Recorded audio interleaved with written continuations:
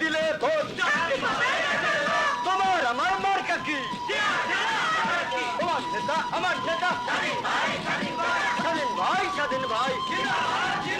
জান মার্কায় দিলে ভোট, মা বন্ধুদের জানিয়ে যাই, শহীদ পার্টিতে দিলে ভোট।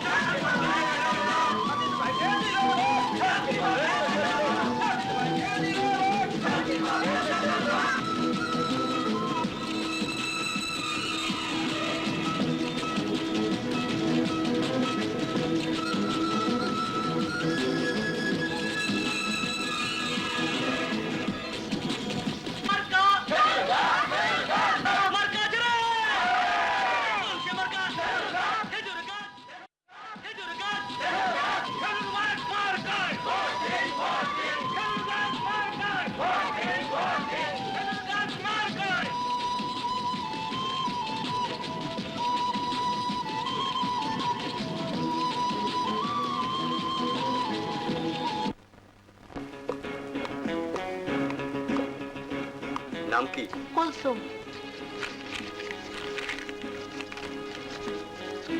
জান।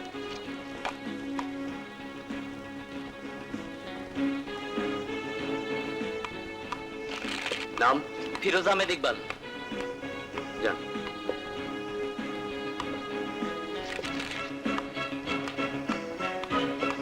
চেয়ার। চেয়ার। চেয়ার। খেজুর গাছ। খেজুর গাছ।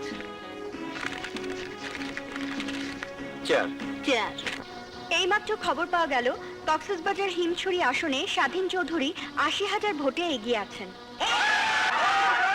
নির্বাচন কমিশন সূত্রে এইমাত্র জানা গেল কক্সবাজার হিমছড়ি আসনে ক্ষমতাসীন জনতা পার্টির জনাব শফি আহমেদকে ১,৫,০০০ ভোটের ব্যবধানে হারিয়ে দিয়ে গরিব পার্টি স্বাধীন চৌধুরী বেসরকারিভাবে নির্বাচিত হয়েছেন। আরো খবরে প্রকাশ, স্বাধীন চৌধুরী নেতৃত্বাধীন গরিব পার্টি এবারে নির্বাচনে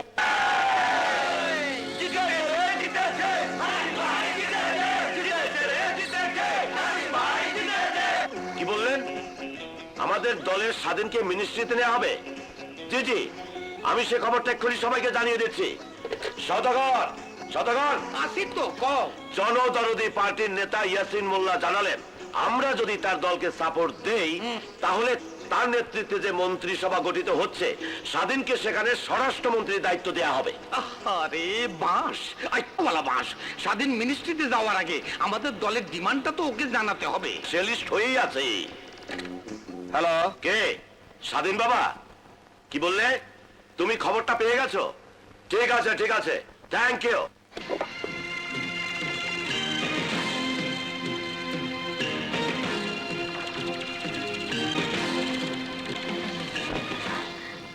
তুমি কোথায় যাচ্ছ? তোমাকে তো বলেছি নতুন মন্ত্রিসভা গঠন করা হচ্ছে, সেখানে আমাকে স্বরাষ্ট্রমন্ত্রী করা হয়েছে। এখন আমি পার্টি অফিসে যাচ্ছি।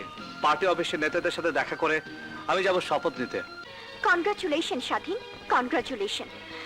তোমার মতো লোকের হাতে যদি এদেশের স্বরাষ্ট্র মন্ত্রণালয় যায় তবে দেশে কি পরিণাম হবে তুমি ভাবতে পারছো স্বাধীন? এটা তুমি বুঝতে পারছো না, কিন্তু এদেশে মূর্খ জনগণ কোনোদিন বুঝতে পারবে না। যাও বাইরে গিয়ে তাকিয়ে দেখে এসো, হাজার হাজার জনতা চারিদিকে স্লোগানে মুখরিত করে রেখেছে, স্বাধীন জিন্দাবাদ, স্বাধীন জিন্দাবাদ। দেখে এসো, ওরা আমার গলায় একটা মালা পরিয়ে দেওয়ার জন্য, এক নজর দেখার জন্য দীর্ঘক্ষণ অপেক্ষা করে আছে। এইসব মূর্খ জনগণ কোনোদিন তা বুঝতে পারবে না। আর যে দেশের ভাগ্য নির্ভর করে এইসব মূর্খ জনগণের রায়ের উপর, সে দেশের ভাগ্য কোনোদিন উন্নতি হবে না। এই জনগণই সিরাজউদ্দৌলাকে দেবতা মেনেছিল, আবার এই জনগণই সিরাজউদ্দৌলাকে নির্মমভাবে ছুরিকাঘাতে নিহত করেছে। এই জনগণের মধ্যেই আছে তিতুমির, ক্ষুদিরাম, আবার এই জনগণের মাঝে মোহাম্মদী বেগ, মীর জাফরের জন্ম। আজ এরাই তোমাকে সিংহাসনে বসাবে, কাল এরাই আবার টেনে হিচড়ে রাস্তায় ছুঁড়ে ফেলে দেবে।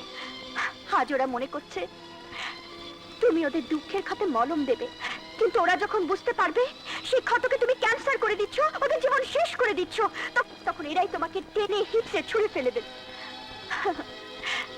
আজ ওরা ভেবেছে ওদের চোখের পানি তুমি মুছিয়ে দেবে, কিন্তু কাল যখন ওরা দেখবে তুমি ওদের চোখকে অন্ধ করে দিচ্ছ, তখন এরাই তোমাকে ডাস্টবিনে রাস্তা করে ছুঁড়ে ফেলে দেবে। বাহ লীনা বাহ, তোমার মনের মনিকুঠায় তুমি তোমার স্বামীকে কি সুন্দর দারুণ জায়গায় বসিয়ে রেখেছো। কত সম্মান তোমার স্বামীর জন্য তোমার হৃদয়ে। বাহ, সত্যি লীনা, আমি কত সৌভাগ্যবান যে তোমার মতো স্ত্রী আমি পেয়েছি। আর আমি কত দুর্ভাগা যে তোমার মতো স্বামী আমি পেয়েছি। তোমার বুকের মধ্যে ও মনের মধ্যে যত কথা আছে লীলা, তুমি তা সুন্দরভাবে বলতে পারো, কিন্তু আমার মনের কথা আমি তোমাকে বলতে পারি না। এই বুকে যে কি প্রচন্ড দুঃসহ যন্ত্রণার আগুন তিল তিল করে আমাকে জ্বালিয়ে পুড়িয়ে ছারখার করে দিচ্ছে, সে আমি তোমাকে বোঝাতে পারিনি, আমি বলতেও পারিনি। আমি পাপ করছি না পুণ্য করছি সেটা আমি এখন তোমাকে বোঝাতে পারবো না। সময় তোমাকে সব বুঝিয়ে দিবে। না না, আমি তোমাকে যেতে দেব না। আজ আমাকে কেউ আটকে রাখতে পারবে না। আমি আমি তোমাকে আটকে রাখবো। সরে যাও লীলা। আজ আমার জীবনের এক নতুন দিন, যেদিনের জন্য আমি দীর্ঘদিন মাস বছর অপেক্ষা করছি। মা বাবা বোনের রক্তের পিচ্ছির পথ ধরে আমি এখানে এসেছি। যেদিনকে আমি স্বপ্ন দেখেছি, সেই স্বপ্ন পূরণের কাছাকাছি এসে সেই স্বপ্নকে আমি ভেঙে ফেলতে পারবো না। আমাকে যেতে দাও। না, আমি তোমাকে যেতে দেব না। লীলা, তুমি আমার ভদ্রতা চরম পরীক্ষা দিচ্ছ। আমারও সহ্যের বাদ ভেঙে যাচ্ছে। আমার স্বামী দেশের ক্ষমতায় গিয়ে দেশকে ছিন্ন ভিন্ন করে দেবে, আমি কিছুতেই হতে দেব না। না। আজ আমি কোনো বাধাই মানবো না। সরে যাও লীলা, সরে যাও। আমার শেষ কাজ আমাকে করতে দাও। সরে যাও লীলা।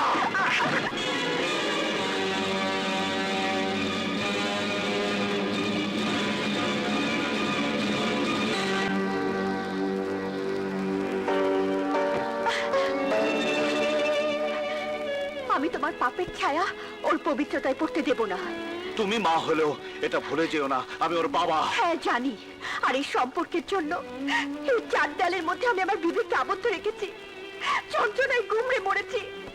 শুধু শুভর ভাগ্যর জন্য আমি তোমাকে ছেড়ে যেতে পারিনি, কাউকে কিছু বলতে পারিনি। সেই শুভকে স্পর্শ করে গিয়ে